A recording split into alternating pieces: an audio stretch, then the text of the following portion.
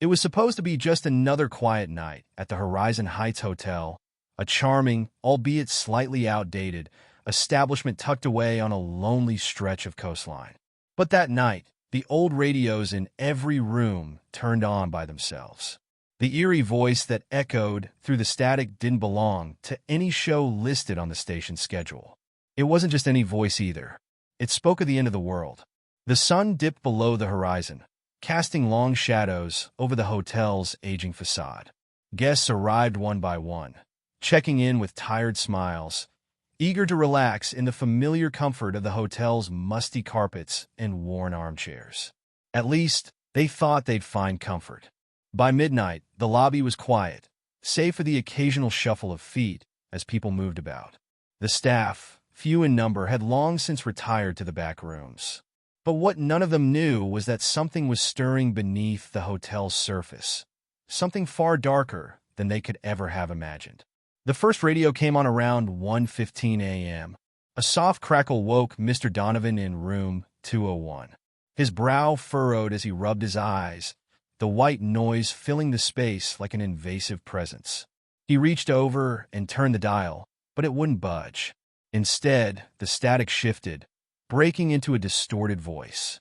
And so, we come to the end. The skies will burn, and the oceans will rise. The final hour is upon us, and nothing will be the same. There's no escape. Startled, Donovan fumbled with the volume knob, but it remained on. He slid out of bed uneasy as he glanced around the dimly lit room. Was this some kind of prank?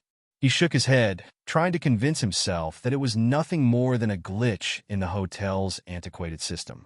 But his unease gnawed at him. Soon, others would experience the same chilling broadcast.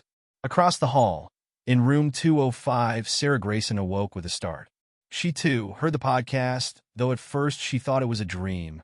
But no, it was real, and it was impossible to ignore. Her eyes darted around the room, half expecting someone to jump out and explain it away.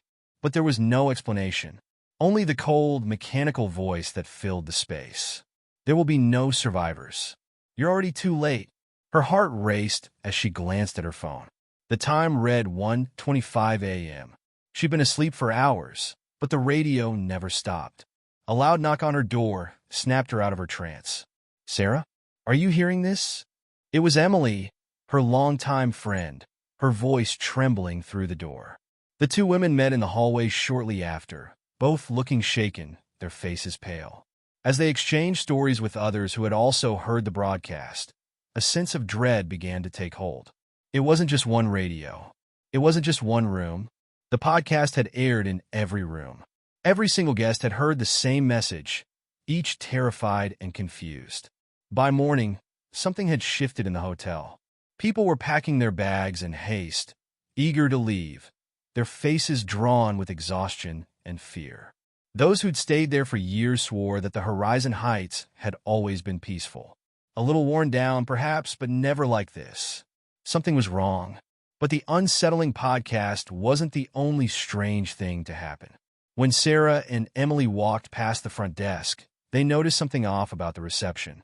The clerk, an older man named Gerald, was staring blankly at the computer monitor. His hands, however, were twitching erratically as if he couldn't control them. He didn't even acknowledge them when they asked if he was okay. "Something's not right," Emily whispered, clutching Sarah's arm. Suddenly, the lobby lights flickered. For a brief, terrifying moment, everything went dark. When the lights returned, the radio in the lobby, an old-fashioned piece that had been tucked in the corner, began playing again. But this time, the broadcast was different. "We are not alone. The end has already begun. The world is coming to you now." Sarah froze. The voice was unmistakable. It was the same podcast. But how is it still playing? The radio wasn't plugged in. The clerk didn't even seem to notice. It was then that they noticed the oddest detail. No one else was in the lobby anymore. The hotel was eerily silent, almost as though the other guests had vanished. Panicking, Sarah and Emily rushed out of the hotel, the sounds of the broadcast trailing behind them like a distant echo. The Horizon Heights Hotel was abandoned that afternoon. When investigators arrived, the building was eerily quiet, as if time had stopped. No one had seen the guests leave. No records existed of anyone checking out. The radio, however, remained in every room, still playing the same chilling broadcast over and over. The police couldn't explain it. The staff, too, were gone without a trace. Some say the hotel was built on ancient ground, and the broadcast was a warning sent through time by some unknown force. Others claim it was the hotel itself, alive and aware, a place that knew how to speak when the world needed to hear its last words. But one thing was certain, the end hadn't come yet. Not for everyone. Not for the people who had stayed too long. As for Sarah and Emily, they were never the same.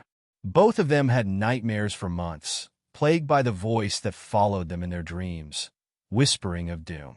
And sometimes, late at night, Sarah would swear she could hear the faint sound of a podcast through her own radio, warning her again.